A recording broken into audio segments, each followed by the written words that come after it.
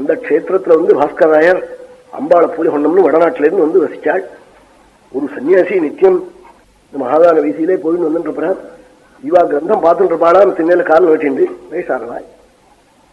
இந்த சன்னியாசிக்கு என்ன அகம்பாவம், இந்த சாட்டை பூஜை பண்றவருக்கு நம்ம ஒரு வந்தனம் கூட பண்ணலையேன்னு நினைச்சு ஒரு நாளை கூப்பிட்டு காட்டாரா, உனக்கு என்ன இத்தனை திமிரு, நான் சன்னியாசி, என்ன வந்தனம் பண்ணலையே, இத்தியில கண்டா உடனே வந்தனம் பண்ணி பண்ணோம், கண்டா தண்டம் வந்தா பிண்டம் சொல்றது, கண்டா உடனே வந்தனம் பண்ணி பண்ணோம், வந்துட்டா பிட்சை பண்றீங்களான்னு காட்டணும், நம்ம கடமை அது, இதே வந்தனம் பண்ணலன்னு காட்டாள். நீங்க இங்க வாருங்கோ உட்காருங்கன்னாள். உங்க தண்டத்தை முதல்ல வைங்கோ, அதுக்கு வந்தனம் பண்றேன், அப்புறம் உங்களுக்கு பண்றேன்னாள். கமண்டூர் மேல தண்டத்தை வச்சார். பாஸ்கராயர் வந்தனம் பண்ண உடனே அது இப்படி இந்த சீனோடி மாதிரி பட்டுன்னு அந்த தண்டம் அப்படியே தூள் தூளா போயிடுச்சு. பாஸ்கராயர் வந்தனம் பண்ண உடனே உங்களையும் பண்ணட்டுமான்னார். வேண்டாம் வேண்டாம்னார்.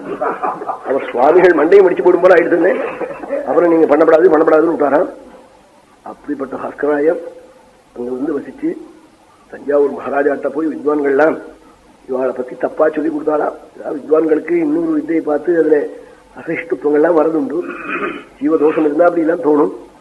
அவர் வந்து மாம்சத்தை வச்சு நிவேதனம் பண்றார், கல்லை வச்சு நிவேத்தியம் பண்றார், உபாசகாள் அப்படி எல்லாம் போய் சொன்னாள். ராஜாவுக்கு இந்த வாம மார்க்கத்தில எல்லாம் பிரியம் இல்லை. இதெல்லாம் வந்து இதுல இருந்து தப்ப முடியாது. கடைசியில பூஜையை விட்டுட்டு அதோட நின்றுடுவன்னே சாஸ்திரங்கள்ல சொல்லியிருக்கும். சொல்லி இவன் பண்ண ஆரம்பிச்சா என்ன தெரியுமா, அப்புறம் பூஜையை விட்டு விடுவோம், கடைசியில நார்த்தங்காக போமாறா போல அந்த ரெண்டும் இருக்கும். அப்படி ஆயிடும், கோளாரா போயிடும். அதனால நம்ம பெரியவாள்லாம் அழகான முறையிலே திரிமசு பஞ்சாமிரதம் அப்படி வச்சு நிவேதனம் பண்ணி போடுறது, பாயசம் உளுந்து வடை அப்படி எல்லாம் பண்ணி போடுறது விபரீதமா போயிடும்னு இவா இப்படி பண்றான்னு எல்லாருமா போய் சொன்னாள். மகாராஜா வந்து காட்டாள் பாஸ்கராயரை உபாசக்காள். அவளை வருத்தப்படாமலும் இருக்கணும். ஆனா வந்து அந்த காரியம் பண்றாளான்னு தெரிஞ்சுட்டு அதுக்கு மேல அவளை பத்தி ஏதாவது சொல்லணும்னு நினைச்சுன்னு ராஜா வந்து காட்டாள். இப்படி மாம்சம் கல்லு இதெல்லாம் வச்சு நீங்க நைவேத்தியம் பண்றீங்களாமே அம்பாளுக்குன்னு காட்டாள். இன்னைக்கு பௌர்ணமி, நீங்களும் உங்க பத்னியும் ஒரு பாத்திரத்துல கல்லும் மாம்சமும் எடுத்துன்னு வரணும், நைவேத்தியம் பண்றேன்னா ராஜா என்ன நினைச்சாலும் நாம் கொண்டு வரது இவர் நிவேதனம் பண்ணினா இவரை தேசத்தை விட்டு போய் சொல்லிப்படுறது, இந்த காவேரி தீரத்தில் வசிக்கூடாதுன்னு சொல்லிப்படுறது ராஜா நினைச்சிருந்து ஸ்நானம் பண்ணி பட்டு கட்சிந்து பத்னியோட ரசத்துல வந்து பூஜைக்கு வந்தாள். அந்த பாத்திரத்துல மேல மூடி போட்ட பாத்திரம், மாம்சத்தை ராஜாவும் மத்தியத்தை பத்னியும் ராஜபத்னியும் கொண்டு வந்தாள். இவா பூஜை பண்றதுல அவ ரெண்டு பேரையும் உட்கார சொன்னாள், கதவை சாத்திக்க சொன்னாள். பூஜையெல்லாம் ஆச்சு. அவளையே இந்த பக்கெட்டு மூடி போட்டிருக்கே அதை திறக்க சொன்னாள். திறந்தா ராஜா கொண்டு வந்த மாம்ச இந்த பக்கெட்டை திறக்கிறார். வெள்ளம் அப்பமா இருக்கு, அந்த மத்தியம் மூக்க பாயசமா இருக்கு. அப்பதான் காலை போய் பிடிச்சுன்னு கதறினாள். நான் ரொம்ப அஜ்ஞானி, ஏதோ கழுப்பார் பேச்சை கேட்டு நான் தவறி போயிட்டேன், மன்னிக்கணும்னு சொல்லி சொன்னார். அப்படிப்பட்ட பாஸ்கராயர் அங்க வந்து தங்கிண்டு பல காலம் இருந்தாள். ராஜா பாஸ்கராயபுரம்னு அவர் பேர் வச்சு ஒரு கற்பூரம் உப்பு இந்த ரெண்டை தவிர எல்லா வளையும் இன்னைக்கு அந்த ஊரு. அப்படிப்பட்ட ஊரை சர்வமான்யமா கொடுத்தாள். அந்த சர்வமான்யம் தான் அவளுக்கு இப்பதான் 3 வருஷம் ஆச்சு. அந்த சர்வமான்யத்துக்கும் வரி வாங்க ஆரம்பிச்சா. அது மாதிரி எங்க குடும்பத்துக்கும் இருந்தது சர்வமான்யம்னு. அதுவும் இப்ப 3 வருஷமா வரி வரி கொடுக்கறது கூட துக்கம் இல்லை. முன்னாடி போன என்ன 3 வருஷத்துக்கு சேர்த்து காட்டுறேன். அதுதான் ரொம்ப அநியாயம். அது கீழே போற 3 வருஷத்துக்கும் சேர்த்து கொடுங்க. இனிமே நெல்லு வித்த பணத்தை எல்லாரும் வச்சுட்டு போனா கையில அப்படி கேட்டு வாங்கிவிட்டாள். இந்த பாஸ்கராயபுரம்னு ஒரு ஊரே எழுதி வச்சுட்டாள். ராஜாவுடைய ஸ்நேகம் வாழ்க்கை ஏற்படுறதுக்கு முன்னாடி பக்கத்து வீட்டுக்காரங்கிட்ட ஒரு 15,000 ரூபாய் கடன் வாங்கிவிட்டார் பாஸ்கராயர். எதுக்காகனா பத்னிக்கு ஆபரணங்கள்லாம் பண்ணி போடுறோமே, அம்பாளுக்கு தங்க பீடம், தங்க தாரா பாத்திரம், தங்க பாத்திரம் இதெல்லாம் வேண்டாமா, ஏதோ பூஜை பண்றது தோணிச்சது. பணம் இல்லை. பக்கத்தாத்துக்காரர் கடன் கேட்டார். அவர் அம்பாள் உபாசிச்சுதான் கொடுத்துடுவார். நம்பிட்டு கொடுத்தார். 3 வருஷ காலாவதி வந்தது. இவருக்கு கொடுக்க முடியல. பத்னியை ஊருக்கு அனுப்பிச்சிருக்கா 2 மாசமா. 6 மாசமாகும். இவ வடநாட்டுக்கு நடந்து போக திரும்பி வர்றதுக்கு 6 மாசமாகும். ஆடி வெள்ளிக்கிழமை இவா பூஜைக்கு இவாளே நிவேதனம் வச்சிருந்து பூஜை பண்ணிட்டு இருக்கா. அர்ச்சனை பண்ணிட்டு இருக்கிற மத்தியில கடன் கொடுத்தவங்க வாசல்ல வந்து என்ன வேணும் பூஜை பண்ணி ஒரு ஏமாத்திரியர் கடன் வாங்கிட்ட கடனை கொடுக்கல, நாளைக்கு காலாவதி ஆக போறது வந்து வச்சான். அந்த சமயம் இவா சொல்ற நாமா எந்த நாமாவா அவ சரித்திரத்துல அவளே எழுதியிருக்கா.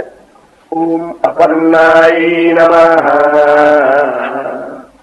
இந்த அர்ச்சனை குங்குமமும் புஷ்பமும் கையில எடுத்திருக்கா. அம்மானு கூப்பிட்டால் உன் காலில் இதை போட மாட்டேன்னு விட்டாள். அபர்ணாங்கிற சப்தத்துக்கு பக்தாளுடைய ரிணத்தை அபகதம் ரிணம் பக்தானாம் யயாசா அபர்ண.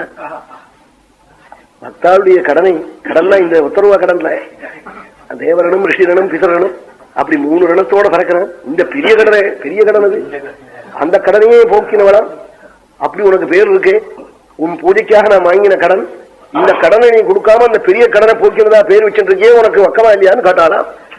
பிரணமிஷ்டமதத்வைவ त्वन्नामजपतो मम शिवे कथमपन्नेति रूढिः लज्जायते नवा. யோகத்தால யௌகிகமா கிடைச்ச பேராச்சே உனக்கு அபர்ணேங்கிறது. நீ என்ன காக்கலன்னா இனிமே ரூಢியாத்தான் அபர்ணேன்னு உனக்கு பேர் சொல்லணும். அவயவார்த்தம் இல்லாம போயிடும், உனக்கு மானம் போயிடுமேன்னு காட்டாள். உன் பூஜைக்காக நான் வாங்கின கடன், இந்த கடனை என்ன கொடுக்க முடியாது, நீ பண்ணாம நீ பக்தாவுடைய கடனை போக்கினவங்கிற ஒரு பேரை வச்சுக்கலாமா? பிரணமிஷ்டமதத்வைவ ஜபதோ மம சிவே கதமபர்ணேதி ரூಢிஹி லஜ்ஜாயதே. இந்த புஷ்பத்தையும் குங்குமத்தையும் ஒரு காலில் போட மாட்டேன்னு விட்டாள். இப்படி வா கண்ணால ஜலம் விட்டுவிட்டாள் பாதி பூஜையிலே. அந்த கடன் கொடுத்தவருடைய பத்னி அந்த பத்திரத்துல உறவு வச்சு அந்த பத்திரத்தை கிழிச்சு ஓடி வந்து இவ காலில் வச்சு நமஸ்காரம் பண்றாள். என்னன்னு கேட்டாள், பாஸ்கராயர் உங்க சம்சாரம் எல்லாத்தையும் வட்டியோட கூட சேர்த்து வட்டிக்கு வட்டி போட்டு கொடுத்து எண்ணி கொடுத்துட்டா புது ரூபாயா? எங்க ஆத்துக்காரர் உறவு வச்சு கொடுத்துட்டாரு, அவசரப்பட்டு கூச்சு விட்டாள். நீங்க தான் சொல்லியிருக்க கூடாதா என் பத்னியை அனுப்பிச்சிருக்கேன்னு? என் பத்னி வரவாவது, என் பத்னி வடநாட்டுக்குன்னா போயிருக்கா, இன்னும் 1 வருஷம்னா ஆகும்னா. எங்காத்துல பட்டு புடவையும் பாதசரமும் விளாக்கும் குங்குமமும் புஷ்பமுமா இருக்காளே நாள். ஏன்னு போய் பார்க்கிறாள். அம்பாளே வா பத்னி மாதிரி வேஷம் போட்டு வந்திருக்காள். போய் உடனே காலில் போய் விழுந்து ஸ்தோத்திரம் பண்ணிவிட்டாள். அப்படி நேர தரிசனம் பாஸ்கராயிருக்கு. அம்பாளை நேர பார்த்தவர் தன் சரித்திரத்தில் எழுதியிருக்காள். நான் நேர கண்டேன். அவனை நமஸ்கரிச்சாலாம், அப்புறம் அம்பாளை பண்ணாலாம். அது கடன் கொடுத்தவனே, உனக்கு முதல்ல தரிசனம் கிடைச்சது, எனக்கு அப்புறம் தானே கிடைச்சது. ஆகினாலும் உனக்கு முதல்ல நமஸ்காரம். ஏன்னா அவன் பணம் தான் இத்தனை நாளா உபயோகப்பட்டிருக்கு. அவன் கொடுத்த பணம் அம்பாளுடைய பூஜைக்கு கடன் வாங்கினவன ஒரு கண்ணுக்காக தான் போய் சேர்ந்திருக்கு. அப்படி அது மாதிரி சரணத்துல போய் விழுந்து பூஜை பண்ணாள்னு நேர கண்டேன்னு சொல்லியிருக்காள் பாஸ்கராயர். அம்பாள் கருணா சமுத்திரம்.